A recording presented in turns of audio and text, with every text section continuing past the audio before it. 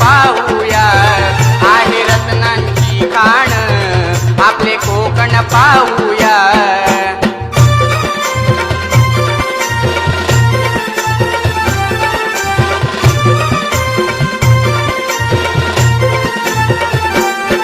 झाडेवेली पशु पक्षी इथं कोकिळ गाते, तिच्या मंजुळ स्वरांनी मन भारावून जाते. उंच डोंगर कडे कपारी त्याचे महत्व जाणूया, उंच डोंगर कडे कपारी त्याचे महत्व जाणूया. आहे